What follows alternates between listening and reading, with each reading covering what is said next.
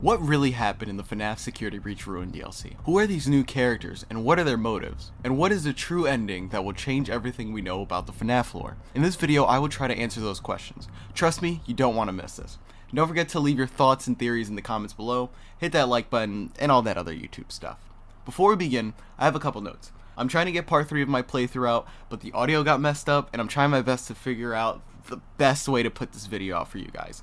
This is also my first theory, so any feedback is awesome. Finally, of course, spoilers.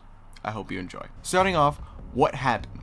To explain this story as simple as possible, an earthquake hit the mall, destroying almost everything inside of it, except one.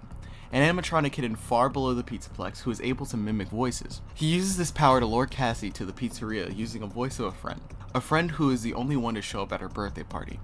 A friend it knows Cassie would do anything for. This is where Cassie's story begins. She gets in the pizzeria to save Gregory. Her job was to shut down the security nodes to get into the secret hideout below Roxy Raceway. She fights off Monty, Chica, Roxy, teeny music men, a Bonnie looking entity, more on that later, even her biggest foe, the all-seeing Cupcake, to shut down these nodes. And she does it. Finally ready to see Gregory, but appears. An animatronic mimicking the voice of Gregory. It readies itself to grab Cassie when Cassie, get out of here! Run! Roxy fights it off and Cassie runs. The real Gregory's voice comes through the radio telling Cassie to get out of there as it chases her. She runs towards an elevator, activating it, and enters. Gregory comes over the intercom and told her that none of this was supposed to happen. Even though this was all for him, he couldn't let that thing escape. He drops Cassie, possibly killing her. As the end credits roll, we hear Roxy call out to Cassie. That is a lot to digest, especially since I left out a lot of details, but that is the basic premise of the story. Now let's dive into these characters. Starting off with some of the easier characters, it seems Monty, Chica, Tiny Music Men, and Freddy are just there to stop us. They want to capture us, presumably to put an end to our journey. However, this is not the case for Sun and Moon and Roxy. Sun and Moon want us to save them. They've been trapped in the dark for so long that they want some sort of light. I am trapped in a gap! Reboot! We need to Wait, are we supposed to help? You want me to repeat? They don't even attack us in this section. We're able to get up close to them and fix them using the Faz wrench with no problem. Even after we fix him, Eclipse flies us to the entrance because he knows this is a dangerous area for kids. Roxy, who turns out to be my favorite character in this DLC, truly cares for Cassie. Cassie asks for Roxy for her birthday party that no one showed up to.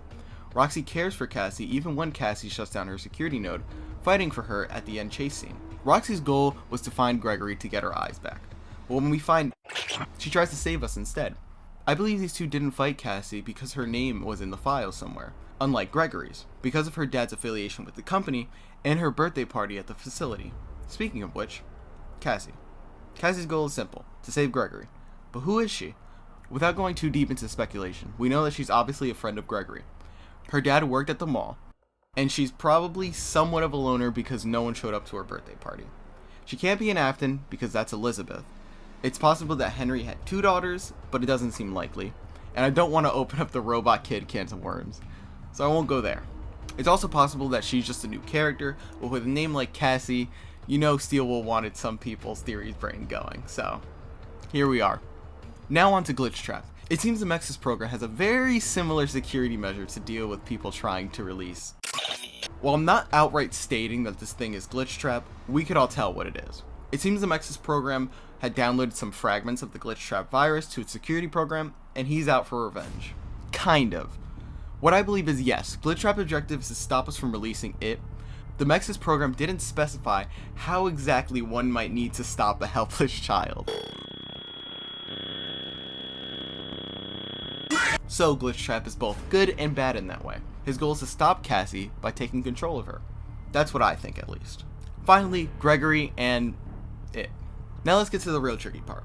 I put these two together because they are the most difficult to understand. It, as I've been referring to it, is most likely mimicked from the books, but the game universe's version. Now whether the books are canon or not is not what I'm trying to solve, but the correlation between these two is 1-to-1. Gregory is obviously the main character in Security Breach, and the only time we truly hear Gregory is in the game's ending. Before I can get into the goals of these two, we need to understand the endings. The Brazil ending.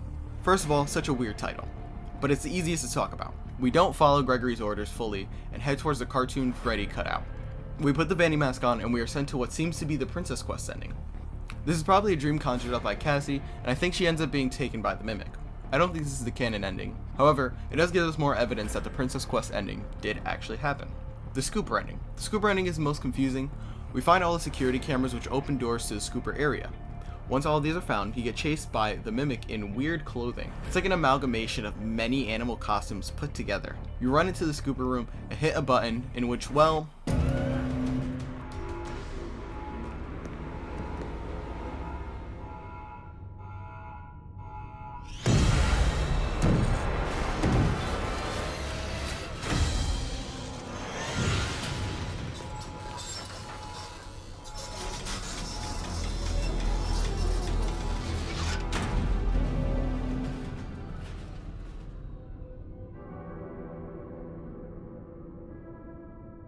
it shuts down the Mimic, and that's basically it.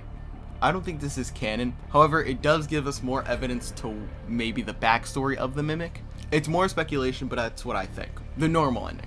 The normal ending is when we follow Gregory's directions to the elevator, or we end up trapped inside and drop down. I think this is the canon ending. We don't know if this kills Cassie. In the end dialogue, Roxy calls out for her, but we don't know if it's to wake Cassie up or to see if she's alive. This is where everything gets messy. Now let's go back to the goals. The goals of the Mimic is to get free, but why then chase Cassie? He could have easily fled after the security system was disabled, but instead he chose to remain and allow Cassie to find him. Not only that, but he pursues her the whole way through the elevator. I have two theories on that. The first is that he wants Cassie to be a lure for Gregory. Gregory's the only person that I think that knows about the Mimic, and the only one who could know that he is free, but this seems unlikely. And the second is that he wants to kill Cassie to take her life, similarly to what happened to Michael in Sister Location. Would that be the purple girl?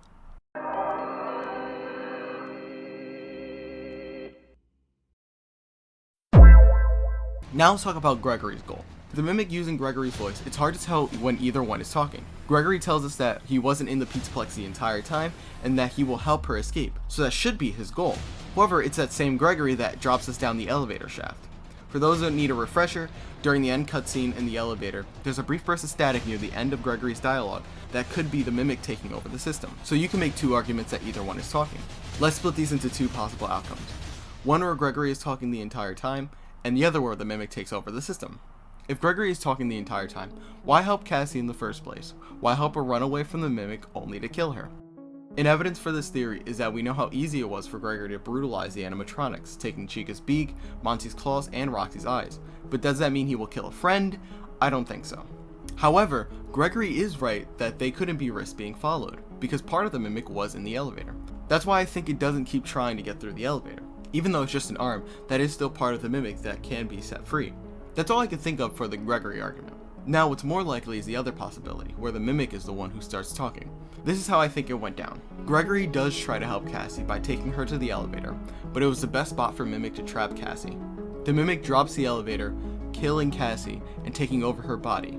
But when Roxy calls out for Cassie, it's not a way of asking if she's there, but if that's really her. That's what I think the ending means. Moving forward, there is a chance that Cassie is not Cassie anymore. She could still be alive, but the Mimic has gotten way too close for someone who could copy almost everything about a person. The only thing they can't copy is the body. It's a really depressing end to a game, but I think it's a super interesting one. This, however, is just a theory. Again! No, but seriously, I had so much fun theorizing about this game.